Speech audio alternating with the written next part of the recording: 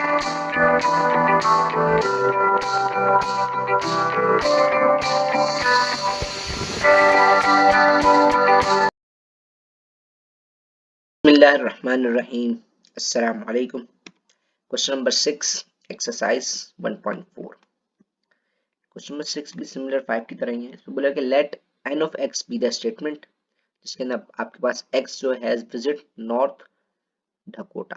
ठीक हो गया. अच्छा, where the domain consists of all student in your school. Domain क्या है आपके पास? x जो है वो क्या होगा?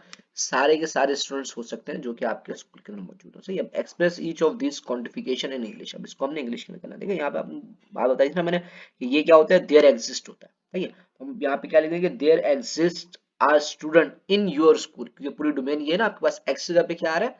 Students in your school. ये आगे ये बात आ जाएगी. ठीक है. और यहाँ पे कंडीशन क्या लगी? वो उल्टा आई तो देयर एग्जिस्ट. तो ये बात आ जाएगी यहाँ पे कि there exist a student in your school who has visited North Dakota. ठीक है.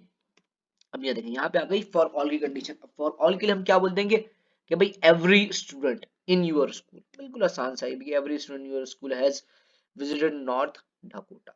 जो भी है सही है. अच्छा, उसके बाद अब देखें यहाँ पे क्या आ गया? नेगेशन.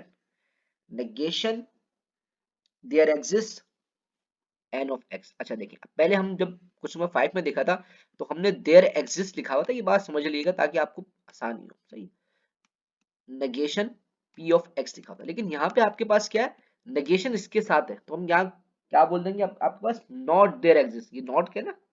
नेगेशन नॉट का सिंबल होता है. तो यहाँ पे क्या बोलेंगे? Not there exist a student in your school who has visited North Dakota.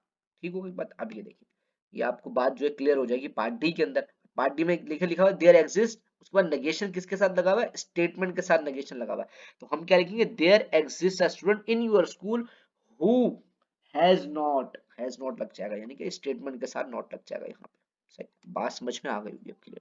बिल्कुल इसी तरीके से यहाँ पे फॉर ऑल का है तो यहाँ पे आ जाएगा not every student in your school has visited North Dakota. आसान सा ये भी. और यहाँ पे आप देखिए फॉर ऑल पहले फिर नेगेशन आ रहा है. तो यहाँ पे हम क्या बोलेंगे कि every student in your school. वो पहले आ जाएगा every student in your school has not. Hope ये बात समझ में आ गई होगी. बात समझ में आई तो भाई वीडियो को लाइक करते जल्दी से. ठीक है. अब आगे चलते हैं हम क्वेश्चन नंबर 7 की तरफ. क्वेश्चन नंबर 7 हमारे पास है translate these statement into English where. ये भी वही काम है. सही है. लेकिन कुछ स्टेटमेंट चेंज होगा कि सी ऑफ एक्स आपके पास के एक्स इज अ कॉमेडियन और एफ ऑफ एक्स आपके पास है कि एक्स इज अ फनी. और डोमेन क्या है? Consist of all people. अब ऑल पीपल का क्या मतलब है कि भाई दुनिया के सारे लोग जो है वो आपकी डोमेन के अंदर आए थे. अब इसका पार्ट ए है. देखिए यहाँ पे क्या लिखा हुआ है? फॉर ऑल है. सही है. फॉर ऑल की बात लिखी हुई और यहाँ पे क्या लिखा हुआ है आपके पास के एक्स इज अ कॉमेडियन. अगर मैं बोलूँ यहाँ पे फॉर ऑल पीपल क्या हो जाएंगे? वो कॉमेडियन है. यहाँ पे क्या कंडीशन किस लगी? इफ और देन के मैं बोलूँ कि इफ. चलिए मैं आपको ये करके दिखाता हूँ डायरेक्ट. ये देखिए कुछ इस तरीके से इसका मतलब है कि this mean that if everyone are comedian. ये फॉर ऑल की कंडीशन लेके समझ कि एवरीवन की बात आ जाएगी are comedian then they must be funny. क्योंकि यहाँ पे क्या कंडीशन किसकी लगी हुई है? एरो है ना. कंडीशनल स्टेटमेंट का मतलब क्या होता है? इफ और देन आएगा. तो if everyone are comedian then they must be funny. बात समझ में आ गई. सही. तो इसका मैं स्टेटमेंट क्या लिख दूंगा कि भाई ऑल कॉमेडियंस आर फनी. ये आपका इसका आंसर होगा. ठीक है. बात आप बताएंगे कि भाई इसका मतलब क्या है. उसके बाद सिमिलरली काम ये देखें यहाँ पे क्या हो रहा है. यहाँ पे आपके पास कंडीशन लग रही है कि भाई यहाँ पे कॉमेडियन एंड का कंडीशन आ गया. एंड का ऑपरेटर एंड फनी. यहाँ पे क्या आ जाएगा? This mean that every person. क्योंकि फॉर ऑल की कंडीशन बात लेंगे इसलिए हम एवरी की बात करेंगे. Every person in the world. क्योंकि डोमेन क्या बोली हुई है? ऑल पीपल की. In the world is both a comedian and funny. कि भाई वो क्या है? कॉमेडियन भी होंगे और फनी भी होंगे. सही. तो इसलिए इसके क्या आंसर बन जाएगा? Everyone is a comedian and funny. ये स्टेटमेंट आपको ये कह रही है. आपने स्टेटमेंट की इंग्लिश करनी है तो ये है आपका इसका आंसर.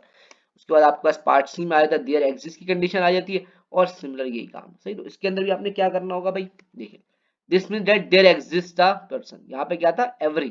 तो क्या बोलोगे? There exist a person if कि एक पर्सन जो है एग्जिस्ट करता है. वो एक भी हो सकता है, दो भी हो सकता है. यानी कि एक तो लाजमी होगा. एटलीस्ट वन तो होगा. आप यहाँ पे एटलीस्ट वन भी लिख सकते हैं कि there exist at least one person. या फिर आप ये भी लिख सकते हैं देयर एग्जिस्ट अ पर्सन. बात एक ही होगी. सही है.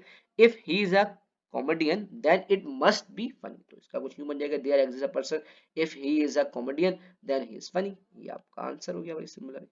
वो बात समझ में आ रही है। फिर भी अगर कोई कंफ्यूजन है, कोई मसला मसाइल है, तो आप कमेंट कर सकते हैं।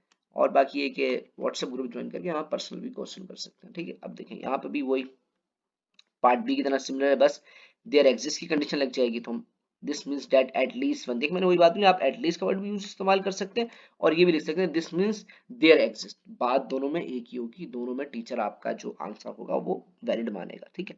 There at least one comedian exist who is also funny, भाई there exist at least one person who is both a comedian and funny. अच्छा, अब आप लोग बोलेंगे सर आपने यहाँ पे एटलीस्ट क्यों लिखा, ऊपर क्यों एटलीस्ट लिखा?